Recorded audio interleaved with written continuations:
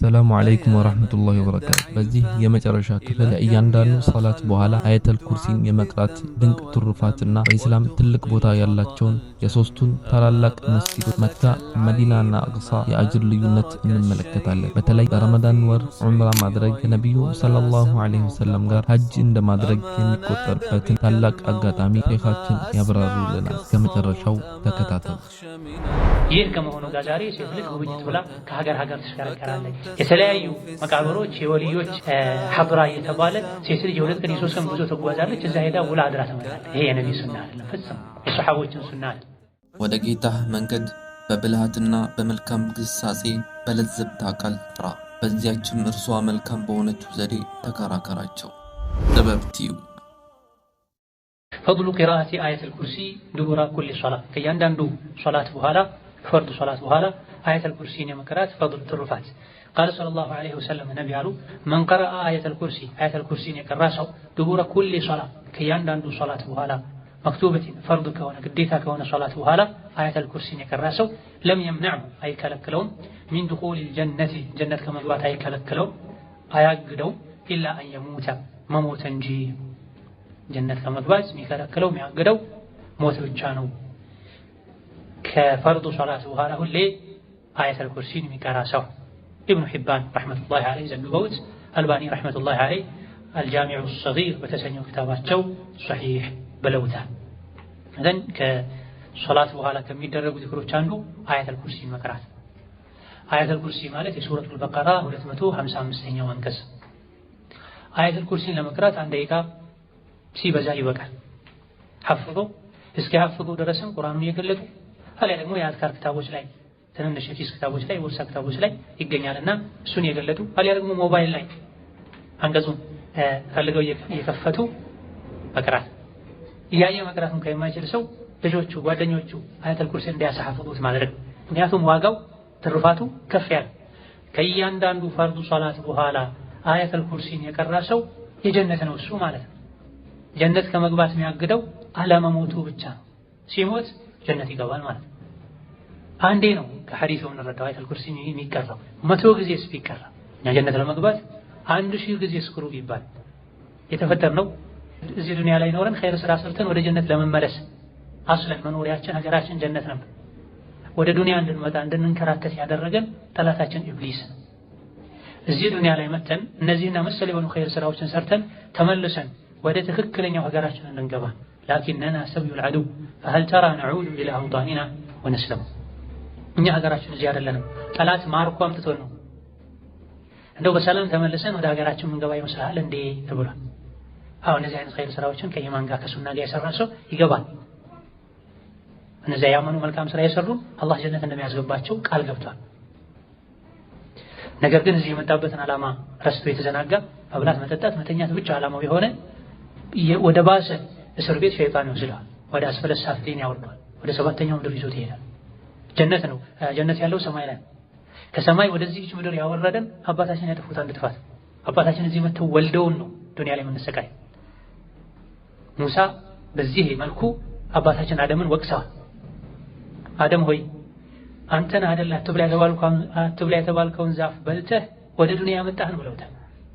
ነቢዩላህ ሙሳ ደፋሩ ጀግናው ነቢይ አባታቸውን አደምን አንተን አይደል አትብላ የተባልከውን ዛፍ በልተህ ጥፋት አጥፍተህ ወደ ዱንያ ያመጣህን ብላ አንዲት ወንጀል ከጀነት አስወጥታለች። እዚህ ምድር ላይ ተኮኖ ያው ከጀነት ውጪ ተኮኖ ደግሞ የሚሰራ 100 ሺህ ወንጀል መዘዙ ምን ያክል ከባድ ሊሆን እንደሚችል እያንዳንዱ አማኝ ሊገምት ይገባዋል። ሻሂድ እንደዚህ አይነት መልካም ስራዎች ወደ ጀነት ማለፊያ ካርዶች ናቸው። የጀነት በሮችን መክፈቻዎች ናቸው፣ ቁልፎች ናቸው። እንዲህ አይነት ነገር ስንሰማ ልንጓጓ ነው የሚገባል፣ ልንደሰት ነው የሚገባል። አንድ ጊዜ አየተል ኩርሲ የቀራ ከሶላት በኋላ በቋሚነት ሁሌ፣ ይሄ ሸርጥ ነው፣ በቋሚነት መን ቀረአ ዱቡረ ኩሊ ሶላት፣ ከእያንዳንዱ ሶላት በኋላ በየተስካል ሐዲሱን እንደሰማ ጀምሮ ከፈርዱ ሶላት በኋላ አየተል ኩርሲን የቀራ ጀነት ገባ። እንዳይገባ ግን የከለከለው ምንድነው? አለመሞት። አጀሉ ደርሶ ሲሞት እስኪሞት ይሄን ከቀራ ጀነት ይገባል። ዛሊከ ፈድሉላህ ዩእቲሂ መን የሻ። ለምን አየተል ኩርሲ ተመረጠ? ተውሂድን የአላህን ትልቅነት የሚገልጽ አንቀጽ ስለሆነ። ለምን አየተል ኩርሲ ተመረጠ? ተውሂድን የአላህን ትልቅነት የሚገልጽ አንቀጽ ስለሆነ። የጀነት ቁልፍ ደግሞ ተውሂድ። ያለ ተውሂድ ጀነት የለም። አያተል ኩርሲን የቀራ አላህን ይፈራል፣ አላህን ያከብራል። አላህን ይፈራ አላህን ያከበረ ስራ የተባለውን ይሰራል፣ ተው የተባለውን ይተዋል። ስለዚህ አያተል ኩርሲ ህፃን ልጆቻችን ልናስሐፍዝ፣ ደረጃውን ልንነግራቸው፣ ራሳችን ልንቀራ ይገባል። አያተል ኩርሲ ከሶላት በኋላ ብቻ አይደለም የሚቀራው፣ ሲተኛ የሚቀራ በአንዳንድ ሶሒህ የተባሉ የተወሰኑ ዑለሞች ሶሒህ ባሏቸው ሐዲሶች መሰረት ማለዳና ምሽት ላይም ከአዝካሮች ይቀራል። አያተል ኩርሲ የቀራን ሰው ምሽት ላይ ሲተኛ ከሁሉም አይነት አደጋዎች አላህ ይጠብቃል። ከሸይጣን ከጂኒ አደጋ፣ ከሰው ልጅ ላይ ጥቃት ሊያደርሱ ከሚችሉ ተባዮች ወይም ከሚናደፉ መርዛማ ነገሮች፣ ከአልፎ ሁሉ ከሌባና መሰል አደጋዎች አያተል ኩርሲ ይጠብቃል። አላህ ጠባቂ ይመድብልሃል ብሏል ሐዲሱ። ስለዚህ በቋሚነት ዘውትር ይሄን ልንቀራ ይገባናል። ፈድሉ ሶላቲ ፊል ሐረመይን ሸሪፈይን የተከበሩ ሁለት ሐረሞች ውስጥ መካና መዲና ላይ ሶላትን የመስገድ ትሩፋት ቃለ ሰለላሁ ዐለይሂ ወሰለም ነቢ አሉ ሶላቱን ፊ መስጂዲ ሶላቱን አንድ የሚሰገድ ሶላት ፊ መስጂዲ ሃዳ በዚህ በእኔ መስጂድ ውስጥ በመዲና መስጂድ ውስጥ የሚሰገድ ሶላት አፍደሉ ይበልጣል ይሻላል ሚን አልፊ ሶላት ከአንድ ሺህ ሶላት ፊማ ሲዋ ከመስጂድ ነቢ ከዚህ መስጂድ ውጪ ባሉ መስጂዶች ኢላ መስጂድ አልሐራም መስጂድ አልሐራም ሲቀር የመካ የካዕባ መስጂድ ማለት ከሱ ውጪ ባሉ መስጂዶች ከሚሰገድ 1000 ሶላት እኔ መስጂድ ውስጥ የሚሰገድ አንድ ሶላት ይበልጣል። ወሶላቱን ፊል መስጂድ አልሐራም በካዕባ በመካ መስጂድ የሚሰገድ አንድ ሶላት ደግሞ አፍደሉ ይበልጣል ይሻላል ሚን 100,000 ሶላት ከ100,000 ሶላት ፊማ ሲዋ ከዛ ውጪ ባሉ መስጂዶች ከሚሰገድ 100,000 ሶላት መስጂድ አልሐራም ላይ የሚሰገድ ሶላት ይበልጣል። رواه الإمام أحمد وابن ماجه وصححه الألباني في صحيح الترغيب والترهيب. إمام أحمد وابن ماجه ሌሎችም ዘግበውት አልባኒ صحيح الترغيب والترهيب በተሰኘው ክታባቸው ሐዲሱ صحيح እንደሆነ ተናግረዋል። ኢዘን الحرمين الشريفين ሁለቱ የተከበሩ ሐረሞች የመካና የመዲና ሐረም ማለት በእነዚህ ሐረሞች ውስጥ በተለይም ሐረሙ መሃል ላይ በሚገኙ መስጂዶች ውስጥ በመካ መስጂድ አልሐራም በካዕባ መስጂድ በመዲና መስጂድ ነቢ በትልቁ በመዲና መስጂድ የሚሰገድ ሶላት ሌላ መስጂዶች ላይ ከሚሰገድ ሶላት የተሻለ አጅር አለው። የነቢ መስጂድ ላይ የሚሰገድ ሶላት ሌላ መስጂድ ላይ ከሚሰገድ ሶላት በ1000 እጥፍ ይበልጣል የካዕባ መስጂድ ሲቀር። የካዕባ መስጂድ ላይ የሚሰገድ ሶላት ደግሞ በ100,000 ሶላት እጥፍ ድርብ ሆኖ አጅር ያሰጣል ሌላ መስጂድ ከሚሰገድ ሶላት ይልቅ። ይህ በእንዲህ እንዳለ ሌሎች ሐዲሶች ላይ እንደተነገረው በይተል መቅደስ ላይ ወይም የመስጂድ አልአቅሳ ፍልስጤም መስጂድ ላይ የሚሰገድ ሶላት በአንዳንድ ዘገባዎች ሌላ መስጂድ ላይ ከሚሰገድ ሶላት እዚህ ሐዲስ ላይ ከተጠቀሱት ውጪ ማለት ከነቢ መስጂድና ከመካ መስጂድ ውጪ ባሉ በሌሎች መስጂዶች ከሚሰገድ ሶላት በ1000 አጅር ይበልጣል፣ በ500 አጅር ይበልጣል፣ በ250 አጅር ይበልጣል የሚሉ ዘገባዎች አሉ። መስጂድ አልአቅሳ ሶስተኛው መስጂድ መሆኑ አንደኛው መስጂድ መስጂድ አልሐራም የመካ መስጂድ እዛ የሚሰገድ ሶላት ሌላ መስጂድ ላይ ከሚሰገድ ሶላት በ100,000 አጅር ይበልጣል። የነቢ መስጂድ ነው ሁለተኛው። እሳቸው መስጂድ ላይ የሚሰገድ ሶላት ሌላ መስጂድ ከሚሰገድ ሶላት መስጂድ አልሐራም ሲቀር በ1000 ይበልጣል። በሶስተኛ ደረጃ ያለው መስጂድ አልአቅሳ ፍልስጤም ያለው መስጂድ አይሁዶች የሚጫወቱበት አይሁዶች ወራሪዎች የሚጫወቱበት ክብሩን የሚነኩ ሰጋጆችን የሚገድሉ አላህ ተባረከ ወተዓላ መጥፊያቸውን ቅርብ ያደርገው ወራሪዎች ናቸው። ሀገር የላቸው ከጊዜ በኋላ እንደሚጠፉ በተባሉበት ሁሉ እሳት እያሳደደ እንደሚያነዳቸው የእሳት አደጋ እንደሚበዛባቸው ተነግሯል። ከመዲና በነቢይ ዘመን አላህ ተባረከ ወተዓላ አውጥቷቸዋል። هو الذي أخرج الذين كفروا من أهل الكتاب من ديارهم لأول الحشر ለሁለተኛ ዙር ደግሞ ዑመር አውጥተዋቸዋል ከኸይበር አካባቢ። ሶስተኛ ዙር ደግሞ ከእስራኤል አሁን እስራኤል ከሚባለው በግፍ ከያዙት ሀገር ፍልስጤም ነው በትክክል ከፍልስጤም የሚወጡበት ጊዜ ይመጣል አላህ ቅርብ ያደርገው። ይህ መስጂድ መስጂድ አልአቅሳ ላይ የሚሰገድ ሶላት ከሁለቱ መስጂዶች ውጪ ካሉ መስጂዶች በ1000 ወይም በ500 ወይም በ250 እጥፍ የሚበልጥ አጅር ያስገኛል ተብሏል። እነዚህ ሐዲሶችን ضعيف ናቸው ያሉ ዑለሞች አሉ እና አልባኒ 500 የሚለውን ሷሂህ ነው ብለዋል። ሌሎች ደግሞ 250 የሚለውን ሷሂህ ነው ብለዋል። 1000 የሚለውንም ሷሂህ ያሉ አሉ። ከመስጂድ ነቢ እኩል ሆኖ ማለት ነው። መስጂድ አልአቅሳን ነቢያት ናቸው የገነቡት። እነ ሱለይማን እነ ዳውድ የገነቡ ያደሱት ነቢዮች ናቸው። ስለዚህ ከተገኘ አቅሙ ከተገኘ እነዚህ ሶስቱ መስጂዶች ላይ ለመስገድ ብሎ መሳፈር መጓዝ ይቻላል። ከነዚህ ከሶስቱ መስጂዶች ውጪ እዛ መስጂድ በመስገድ ልዩ አጅር አገኛለሁ ብሎ መጓዝ አይቻልም። ከነዚህ ከሶስቱ የዒባዳ የሶላት ስፍራዎች ውጪ ዒባዳ ላደርግ ብሎ ወደ የትኛው አቅጣጫ ጓዝን ጠቅልሎ መሄድ አይቻልም። ላ ትሸዱ ሪሓሉ ኢላ ኢላ ሰላሰቲ መሳጅድ ወደ ሶስት መስጂዶች እንጂ ለዒባዳ ብሎ መጓዝ አይቻልም ብላ ነብዩ ሰለላሁ ዐለይሂ ወሰለም። ልዩ አጅር አገኛለሁ ብሎ መሄድ አይቻልም ብላ እነዚህ ሶስት መስጂዶች ላይ ኢዕቲካፍ ለማድረግ ሶላት ለመስገድ ዒባዳ ለማድረግ ይኬዳል። ከዛ ውጪ የሼኽና ሁሴን ወይም ደግሞ የአብሬሽ ሼኽ ወይም ደግሞ ለገሪ ዳልክ ያሉ አመት ጠብቆ ወይም ለመጾም እዛ ወይም ሶላት አልጀማዓ ለመስገድ ያሉ መሄድ ፈጽሞ አይቻልም። የነብዩ ሰለላሁ ዐለይሂ ወሰለም ሐዲስ መጻረር በግልጽ ሐዲስ ሷሂህ በሆነ ሐዲስ ወደ እነዚህ ሶስት መስጂዶች እንጂ ለዒባዳ ብሎ ጓዝ ጠቅልሎ መሄድ አይቻልም። ሐታ ሶላት አልጀማዓ ለመስገድ እንኳን ቢሆን ምክንያቱም ሁሉም መስጂድ እኩል ነው። ከነዚህ ሶስቱ መስጂዶች ውጪ ከነዚህ ከሶስቱ መስጂዶች ውጪ ሁሉም መስጂድ እኩል።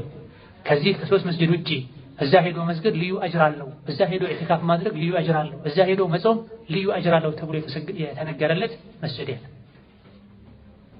ስለዚህ የነብዩ ሰለላሁ ዐለይሂ ወሰለም ሱናቸውን ልናውቅ ሐዲታቸውን ልንረዳ ልንተገብር ልንቀበል ይገባል። በዘለማድ ሰዎች የጀመሩትን መንገድ አሊያ ደግሞ በትክክል አላህ የሚወዱ ነቢይን የሚወዱ ቢሆንም ሐዲስ ስላልደረሳቸው ቁርአን ስላልደረሳቸው ወላጆቻችን ባላዋቂነት የጀመሩትን መንገድ አስበልጠን የነቢይና የሰሐቦችን መንገድ ልንተው አይገባም።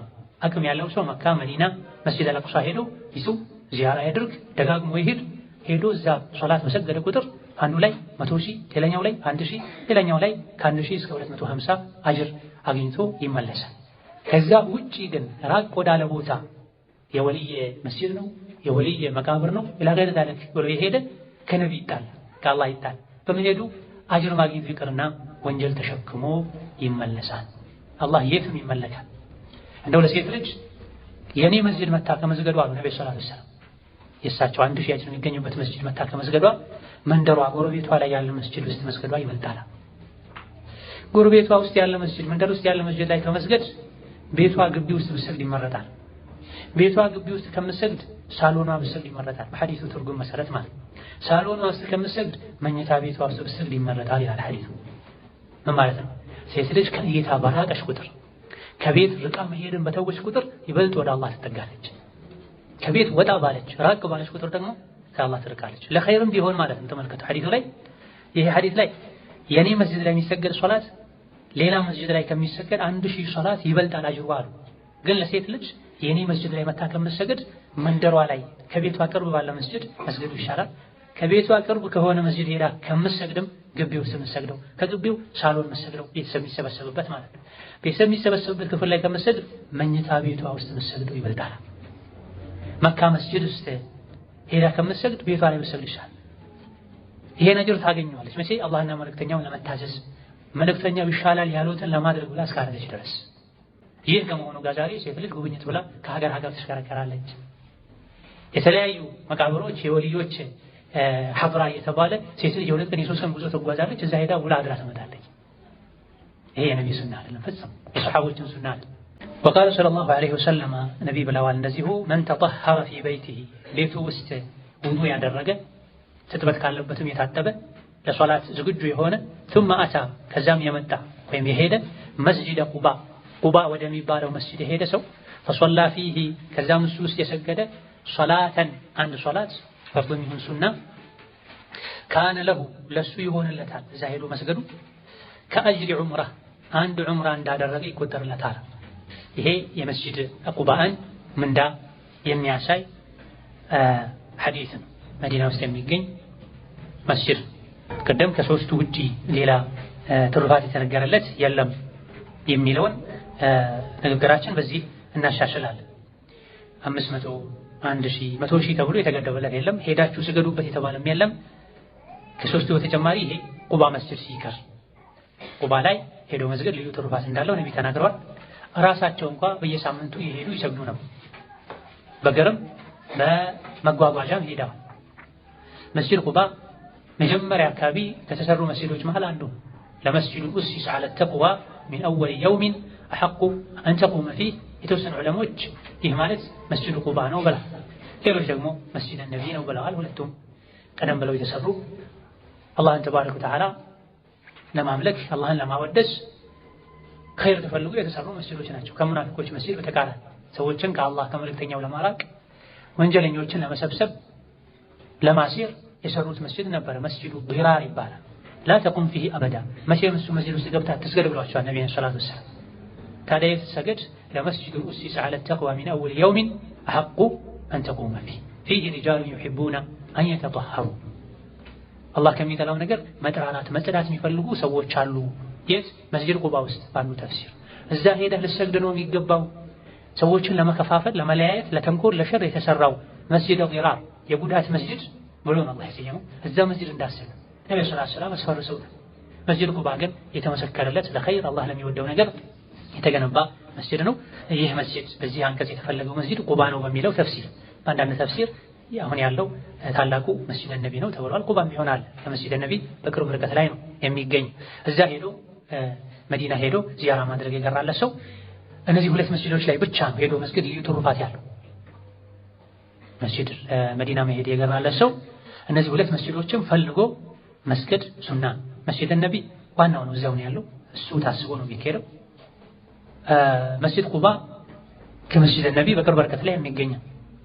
ከዚህ ውጪ መስጂድ ቅብለተይን መስጂድ ሹሃዳ እያሉ የታክሲ ሾፌር ነጋዴዎች ዚያራ ያሉ ሰዎችን ገንዘብ ለመቀበል የሚወስዱበት ሁኔታ ባገኙት መስጂድ ሁሉ ሄደው ይሰግዳል። ይሄ ከነቢዩ ምን ከሰሐቦች አልተገኘም። እነዚህ ሁለቱ መዲና ላይ ሁለቱ መስጂዶች ብቻ ለየት ያለ ትሩፋት ያላቸው። መስጂድ ቁባ ሄዶ የሰገደ የዑምራ አጅር ያገኛል። ነገር ግን መስፈርቱ ቤት ውስጥ ሙሉ ውዱእ አድርጎ ትጥበት ካለበትም ታጥቦ ተዘጋጅቶ ወጥቶ መስጂድ እንደገባ ከሰገደ። ሐዲሱን ኢብኑ ማጃህ ዘግበውት አልባኒ ሶሒህ አልጃሚዕ ላይ ሶሒህ ብለውታል። ወሚን ፈዳኢል መካ ወልመዲና ከመካና መዲና ትሩፋቶች አንዱ አነ ደጃል መሲሕ ደጃል ላ የድኹሉሁማ መካና መዲና አይገባም። መካና መዲና መሲሕ ደጃል አይገባም። ከመሲሕ ደጃል ከመካና መዲና ውጭ ያሉ ሀገሮች ላይ ነው ያሉ ሰዎችን ሊያስቸግር ሊፈተን የሚችለው። በምን ምክንያት ነው? እንዴት ነው? ለምንድን ነው የማይገቡት? መሲሕ ደጃል የማይገባው ያንዳንዱ መግቢያ ላይ መላኢካ ተመድቦ እንደሚጠብቅ ቡኻሪ የዘገቡት ሐዲስ ተነግሯል። አንዳንድ የሰው ህይወትን የሚቀጥፉ በሽታዎችም እነዚህ ሁለት ከተማዎችን እንደማይገቡ ተነግሯል።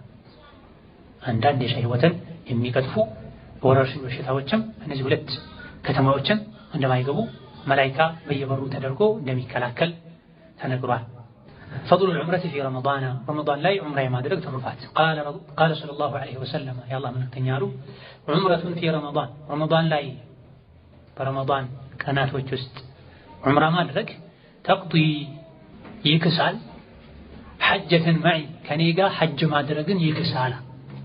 ከኔ ጋር ሐጅ የማድረግ ያክል አጅር ያስገኛል። ቡኻሪ ዘግበውታል። فضل العمرة في رمضان ورست عمرة የማድረግ ትሩፋት رمضان ظرف في رمضان ወር ውስጥ የረመዳን ቀናቶች ውስጥ ማለት የግድ በመጨረሻው 10 ቀናት ውስጥ ወይም ደግሞ ብዙ አላዋቂዎች እንደሚያደርጉትና እንደሚቸገሩት እንደሚያስቸግሩት በረመዳን 27 ተብሎ ተቀደም። ከረመዳን 1 እስከ ረመዳን 30 ድረስ የዑምራ ጊዜ በ27 ነጥላችሁ አድርጉ፣ በ10 ለዋኺር ነጥላችሁ አድርጉ አልተባለም። የፈትህ አመት ላይ መካን የከፈቱበት አመት ላይ ረመዳን ሆኖ 10 ለዋኺር ላይ 27ኛው ሌሊት ላይ ነብዩ መካ ነበር። 27ኛው ሌሊት ጠብቀው ዑምራ አድርጉ አልተባለም። ዛሬ ከተለያየ ሀገር 27ን ብቻ ጠብቀው መጥተው ልብ ተሰብስቦ ዑምራ ማድረግ በማይቻልበት መልኩ ሰው ይንጋጋል፣ ይሻማል፣ ይላፋል። ፈላጁ ከ1 እስከ 29 እስከ 30 ባለው የሚመችን ሰዓት ፈልጎ ማለት ነው። ዑምረቱን ፊ ረመዳን ተቅዲ ሐጃ ያሉበት ምክንያት አንዲት ሴት ከነብዩ ጋር ሐጅ ማድረግ ፈልጋ አልገራላትም ነበረ። የእሷን ቀልብ ለመጠገን ነው፣ እሷን ለማረጋጋት ነው። ረመዳን ላይ ዑምራ ማድረግ ከኔ ጋር ሐጅ ማድረግን ይክሳል ወይም ተመሳሳይ አጅር ያስገኛል ያሉት ብለዋል ዑለሞች። ናም ምክንያቱ ይሄ ቢሆንም ትሩፋቱ ግን ለሁሉም፣ አጅሩ ለሁሉም፣ ዒባዳው ለሁሉም። እዚህ ረመዳን ላይ ዑምራ ማድረግ በአንዳንድ ዘገባዎች እንደ ሐጅ ነው ተብሏል። በአንዳንድ ዘገባዎች ከሐጅነትም አልፎ ከነቢ ጋር ሐጅ እንደማድረግ ነው ተብሏል። ከነቢ ጋር ሐጅ ማድረግ ፋይዳው ምንድነው? ትልቅ ክብር የነቢ ጓደኛ መሆን ማለት የነቢ ባልደረባ መሆን ማለት እሳቸውን ያዩ እሳቸው እንደሚያደርጉት ማድረግ ማለት ኩዱ ዐኒ መናሲከኩም የሐጅ አፈጻጸምን ከኔ ውሰዱ ብላ ነብዩ ሰለላሁ ዐለይሂ ወሰለም ከስህተት የጠራ ሐጅ ዑምራ ማድረግ ይቻላልና ረመዳን ላይ ዑምራ ማድረግ አንድ የሐጅ አይነት አጅር ያስገኛል፣ ሁለት ከነቢ ጋር ዑምራ የማድረግን አይነት አጅር ያስገኛል። ይህ ማለት ግን ልብ በሉ ረመዳን ላይ ዑምራ ማድረግ የሐጅን ግዴታነት ያስቀራል ማለት አይደለም በፍጹም ከደረጃ አንፃር እንጂ ከግዴታነት አንፃር ሐጅ የሚደረገው በሐጅ ቀናት በሐጅ ወር የሐጅ ወር የሚጀምረው ከሸዋል ጀምሮ ሐጅ መነየት ኢሕራም ማድረግ ይቻላል። ሐጅ ማከናወን የሚጀምረው ከ9 ነው ከዙል ሒጃ 8 9 ስለዚህ ረመዳን ላይ ዑምራ ያደረገ ሰው ሐጅ ሊሆንለት በፍጹም አይችልም። ታዲያ ተቅዲ ሐጃ ለምን ተባለ? የሐጅ አይነት አጅር ያስገኛል ማለት አጅሩን አስገኝቶልኛል አግኝቼዋለሁ ስለዚህ ሐጅ አላደርግም አይባል። በሐጅ ወር ውስጥ ሐጅ ማድረጉ ዋጅብ ግዴታ ነው። አንዴ ሐጅ ላላደረገ ሰው ደጋግሞ ሐጅ ከማድረግ የተቸገሩ ሰዎችን መርዳት ይሻላል። ደጋግሞ ዑምራ ከማድረግ የተቸገሩ ሰዎችን መርዳት ይሻላል። አላህ አቅሙን ሰጥቷቸው በየጊዜው ሐጅና ዑምራ የሚመላለሱ ሰዎች አሉ። ነገር ግን ያጎታቸው ልጅ የቤት ኪራይ መክፈላቸው፣ አክስታቸው ታማ መታከሚያ የላትም፣ ወንድማቸው በህመም ይሰቃያል። እነሱ ግን በየጊዜው በየዓመቱ ብዙ 10,000 100,000ዎችን ያወጡ ሐጅ ዑምራ እያሉ ይመላለሳል። ይሄ ፊቅህ አልማል የገንዘብ ዒባዳን ፊቅህ አለማወቅን ነው የሚያሳይ። ተጨማሪ ሱና የሆነ ዒባዳ ደጋግሞ ከማድረግ የተቸገረን ሰው መርዳት የተሻለ ነው። አቅሙ ካለው ሁለቱንም ያድርግ። ካልቻለ ግን በላጩ የባሰ የተቸገሩ ሰዎችን ህይወት ማቋቋሙ ህይወት መታደጉ በላጭ።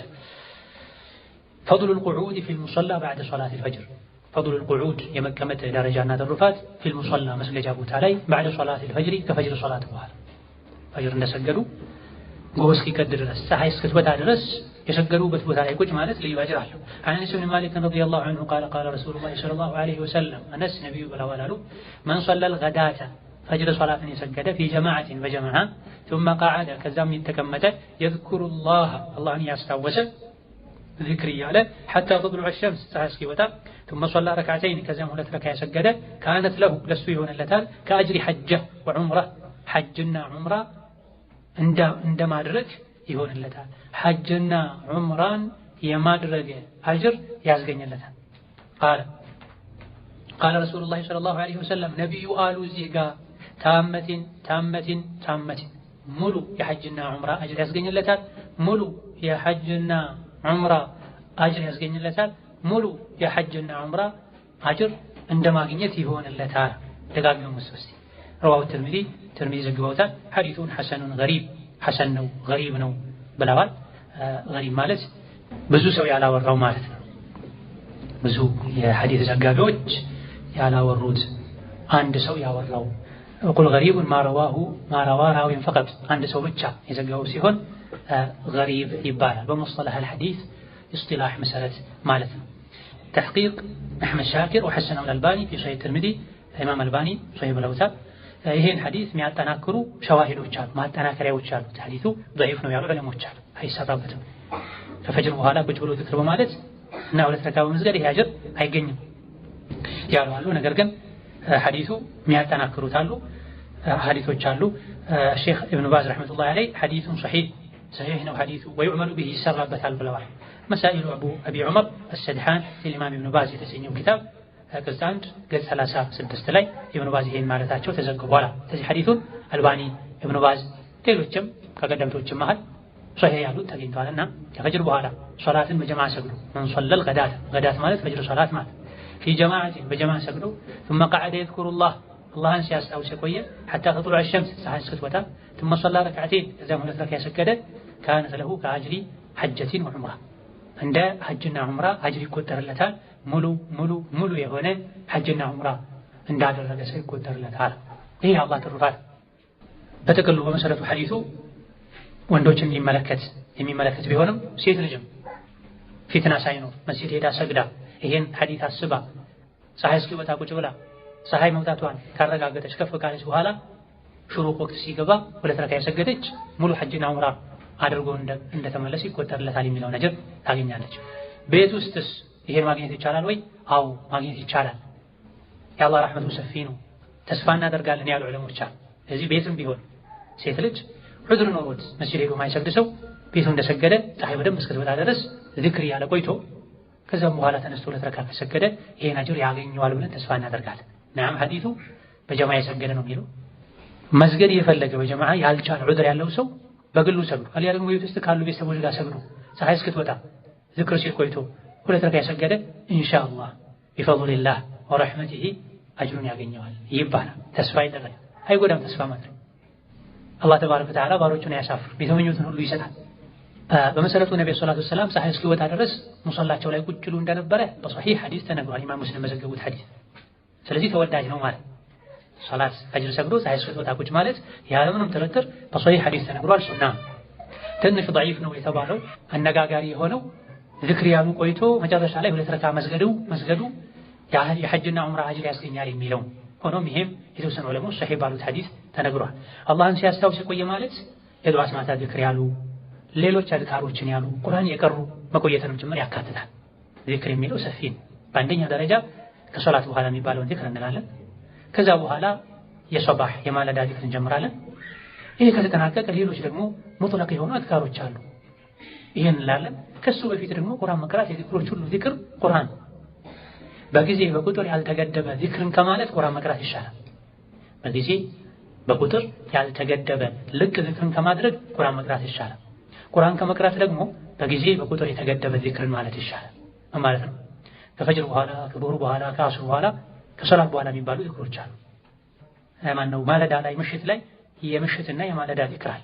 አንድ ሰው የዚክሮች ሁሉ ምርጥ ቁርአን ነው ተብሏል ብሎ ፈርዱ ሶላት እንዳሰላመተ ቁርአን ገልጦ አዑዙ ቢላሂ ሚነሽ ሸይጣኒር ረጂም ቢስሚላሂር ረህማኒር ረሂም ጣሃ ማ አንዘልና ዐለይከል ቁርአነ ሊተሽቃ እስከ መጨረሻው ቢቀራ ተሳስተሃል ይባል።